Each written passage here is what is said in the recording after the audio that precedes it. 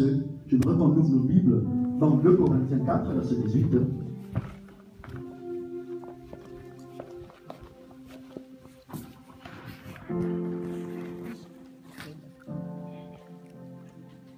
Alléluia. C'est bon, tout le monde y est? La Bible dit dans 2 Corinthiens 4, verset 18, parce que nous ne regardons non point aux choses visibles, mais à celles qui sont invisibles. Car les choses visibles sont passagères et les invisibles sont éternelles. Alléluia. Et la Bible parle des choses visibles, c'est-à-dire les choses qui donnent une renommée, les choses qui donnent une autorité, les choses qui suscitent l'admiration des hommes, les choses qui donnent les capacités qui mettent en honneur, les choses qui donnent les qualités qui rendent célèbres, les choses extérieures qui ont un éclat. Mais la Bible te dit que ces choses sont passagères. Pourquoi? Parce qu'il faut savoir qu'avec Dieu, il y a un principe. Le Seigneur n'appelle jamais ceux qui sont qualifiés, mais qualifie toujours ceux qui l'appellent. Alléluia. Tu peux dire Amen. Amen. Le Seigneur qualifie toujours ceux qui l'appellent. Lorsque le Seigneur appelle quelqu'un, c'est pour répondre à la voix du sacrifice.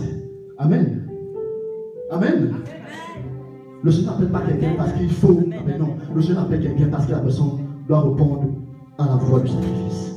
Alléluia.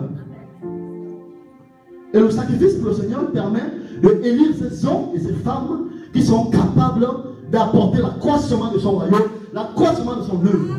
C'est pourquoi il va dire dans Isaïe 9, versets 5 et 6, un enfant nous est né, un fils nous est donné, il portera la domination sur ses épaules, il amènera l'accroissement du royaume. Mesdames et ce soir, je parle à un homme et une femme qui a la tête revêtue d'une stature de héros. Je parle à un homme et une femme qui doit se réapproprier une destinée divine. Je parle à un homme et une femme qui doit apporter les changements dans sa vie. Un homme et une femme qui doit apporter les saisons de remplacement.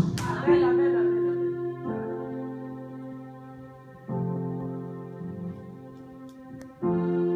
amen. Amen. Amen. Et le Seigneur nous dit qu'il y a des choses qui sont éternelles. Amen. Il y a des choses qui sont éternelles. Les choses qui sont éternelles sont les choses invisibles. Pourquoi elles sont éternelles? Parce que ce sont des choses qui ne frappent pas forcément aux yeux. Mais ce sont des choses qui ont des choses honorifiques. Des choses qui ont une honneur. C'est-à-dire que ce sont des choses qui sont attractives, attirantes, pas parce que les gens peuvent voir leur éclat, mais c'est parce qu'elles sont accompagnées de parfums lorsqu'elles montent sur le trône du Seigneur. C'est pourquoi l'Éternel va dire dans Apocalypse 5, verset 8, que les 24 vieillards se tiennent chacun devant le trône avec une harpe et une coupe d'or remplie de parfums qui sont des prières de saints. Mais ce matin, je vais t'annoncer que le Seigneur, il attend ton parfum. Le Seigneur attend ton parfum.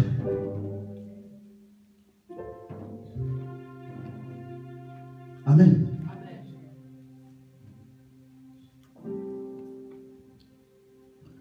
Lorsqu'on offre au Seigneur un sacrifice, on doit toujours lui offrir un sacrifice agréable.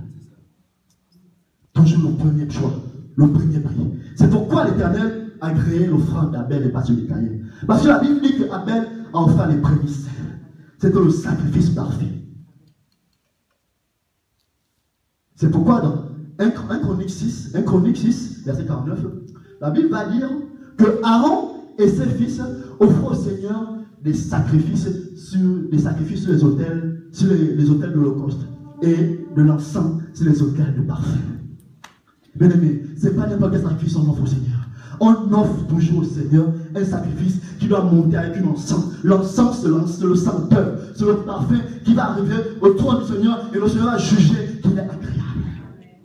Parce que c'est à cela que le Seigneur reconnaît toujours ses serviteurs.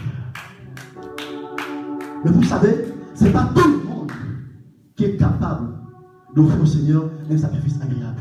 Seules les personnes qui marchent avec une onction. Et je finirai par ça. Je parlerai de l'onction du sacrifice. Tout le mois d'août, on a parlé de l'onction avec d'autres pères. C'est le mois d'Aser. Et je finirai par parler de l'onction du sacrifice parce que nous sommes une soirée où on parle du sacrifice. L'onction du sacrifice, c'est l'onction qui dynamise.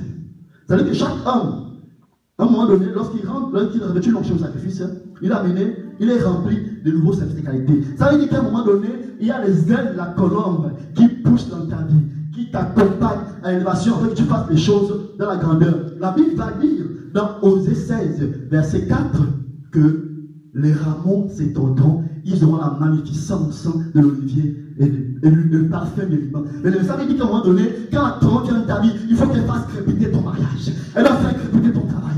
Elle doit faire crépiter ton mari.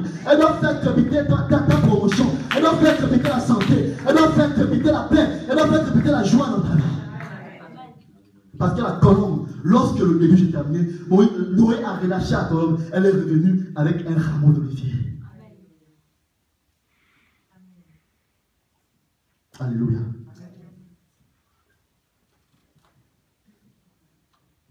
L'onction du sacrifice. L'onction du sacrifice. C'est l'onction royale. C'est l'onction qui vous amène vers le renouvellement. Parce que après chaque sacrifice, c'est-à-dire qu'après chaque sacrifice, il y a toujours un renouvellement. Parce que le renouvellement précède toujours l'élévation. C'est pourquoi, lors du sacrifice, on parle de la transformation de l'esprit. C'est-à-dire que le sacrifice de bonne honneur, c'est ce sacrifice qui va te conduire vers l'accomplissement de tes promesses. Je sentais les parler d'un homme et une femme qui va rentrer dans la promesse que l'Éternel a faite pour lui, dans la promesse de la prophétie, qui va rentrer dans la promesse de la promotion dans son travail, qui va rentrer. Je parle d'un homme et une femme qui accomplit la dimension du sacrifice et qui va rentrer, qui va saisir la dimension de la grandeur. L'Éternel a dit à Abraham, je te rendrai grand. L'Éternel te rendra grand parce que c'est ta promesse. Alléluia. Parce que l'onction du sacrifice vous amène à 3 dimensions. Je finirai par là. L'onction vous amène à 3 dimensions. L'onction vous amène à la première dimension, c'est qu'elle vous amène au sacrifice qui conduit à démontrer son amour au Seigneur. C'est-à-dire que lorsque Abraham a voulu sacrifier Isaac, lorsque l'Éternel a dit arrête,